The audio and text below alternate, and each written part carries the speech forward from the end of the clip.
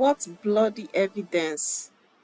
At that challenge, Toby took out his phone and started playing a video, then waved it around so that they could all see what was playing on it. It was a recording of their last meeting at Strick's hotel room where Sheson, Yuji, and Issei had instructed Toby and his girlfriend on the contents of their apology video in details. Strick himself was also very present in many of the shots, acquiescing to all that was being said. "This guy, you mad Gonsha?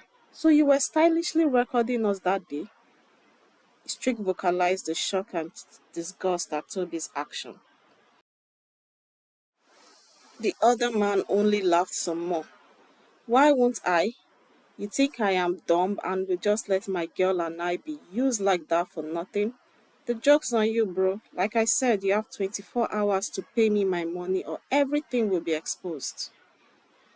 After long deliberations, Sheson and the marketing guys convinced Strick that the money just had to be paid.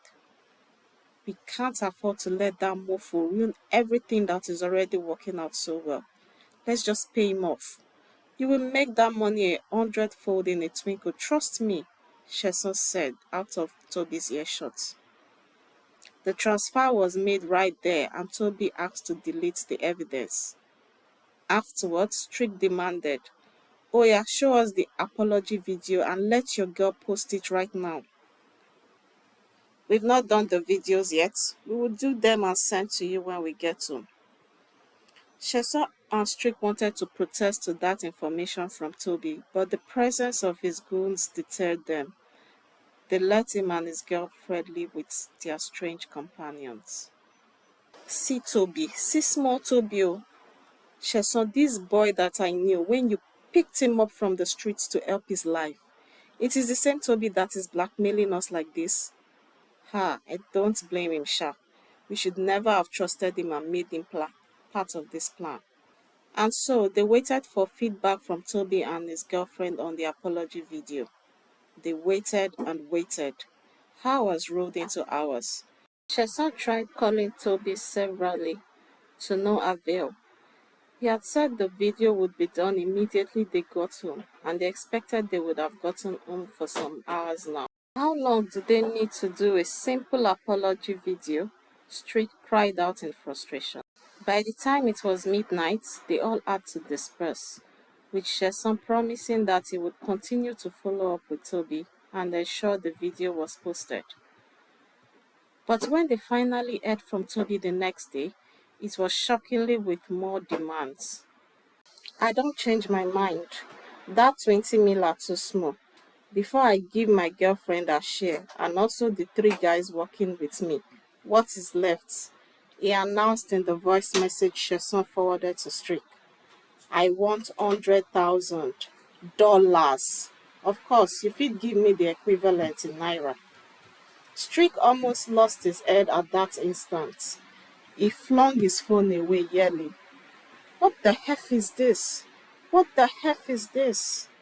He picked up the phone back, cracked screen and all, and called Sheson. "Sheson, so this your guy wants to be extorting me now. This guy clearly just wants to keep milking me.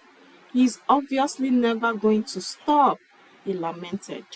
Sheson in a defeated voice responded, "I am more than shocked Toby is acting this way. He has turned this to an extortion scheme for real. But don't worry, I am going to get things back under our control. I know some people in the NPF that can get him back in line without anything getting out." Sheson, don't worry yourself, Lio. Sam is also moving in on things. You know he has mad connects now. He will sort Toby out for real, not small thing." Sam was Sheson's boss, the owner of the record label Strick was signed to. Strick relaxed a bit when he heard that. But it was easier said than done. A few days lapsed and things were still not brought under control. In fact, Toby and his girlfriend were nowhere to be found, and the 48 hours he has given them was fast ticking by. The police looked for them and their 3 goons everywhere. Toby's family's house, the girls' school, their friends' homes. but they had almost completely taken themselves off the radar. Even a trace on their phone numbers proved abortive, as Toby now switched phone numbers anytime he wanted to communicate with them and turned them off once done. Strick was fed up. The whole business made him sick to the depths of his stomach. He had granted a few interviews vehemently denying the pregnancy claim and informing the public that the police was on the lookout for the clout-chasing girl.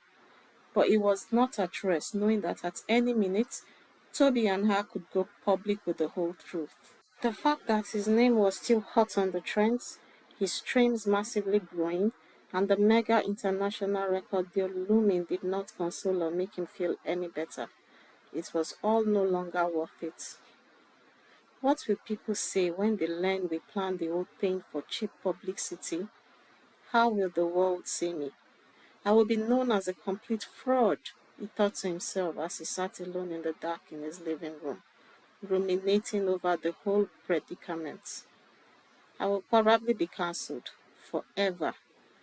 He recalled other artists who had been found out in similar situations and how it impacted their career for a long time, some never being able to come back from it.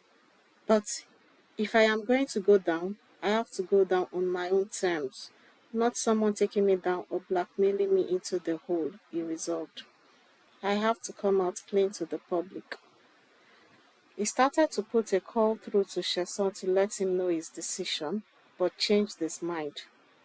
His manager would only talk him out of it.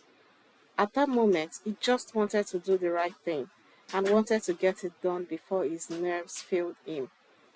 He recorded the message as a video. The content was an apology and explanation of how he and the team had planned the scandal at his show to boost his clout and fame. He added how it had now backfired and the girl in question and her boyfriend were blackmailing him for money. Once done, he posted it on his Snapchat, that being his only social media account that his management had no access to. His heart pounded uncontrollably as he did it, wondering if his action would be what would kill his career forever, but he went through with it, then switched off his phone.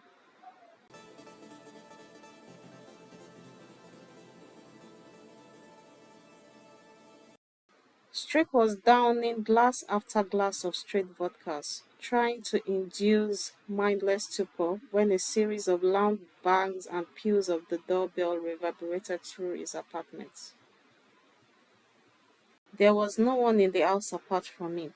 He had asked everyone to leave the day before, claiming he needed time to do some songwriting. So he was tempted not to answer. Whoever it was, and he could guess already who it was, would go away when they got tired. But he found himself shuffling to the door in a drunken gait. Sheson was there like he expected, with Sam. That he had not expected. "You stupid boy," Sam bellowed, grabbing him by the collar of his Balenciaga shirt. "How dare you make that stupid move? Who authorized you to do such? Do you know what you have done?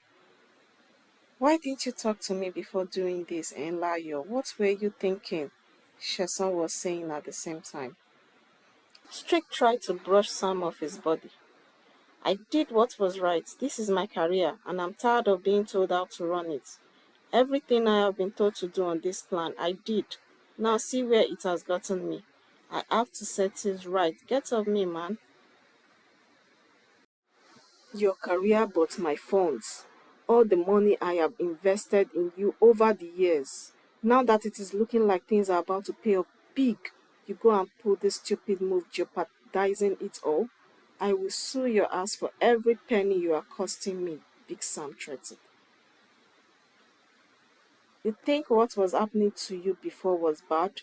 Just wait till I am done with you, you piece of," he added before storming out of the house. "And get out of my house before sun up tomorrow." Strick wobbled away from the door after they left, almost falling a couple of times as he made his way back to the sofa where his phone was. He turned it on and in a couple of minutes was almost drowned by an outflow of messages.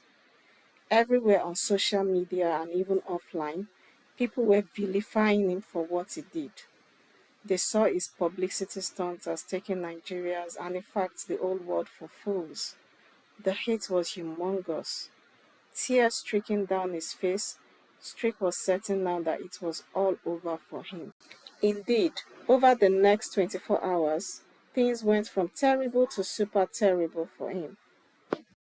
He was evicted from the house the record label had given him, dispossessed of his car, and his contract with the label terminated via mail. He was also alienated.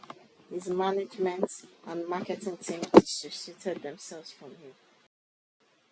But surprisingly, after 24 hours, the public sentiment towards him began to change.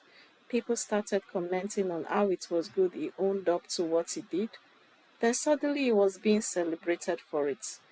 His numbers picked up again, this time almost astronomical compared to previously.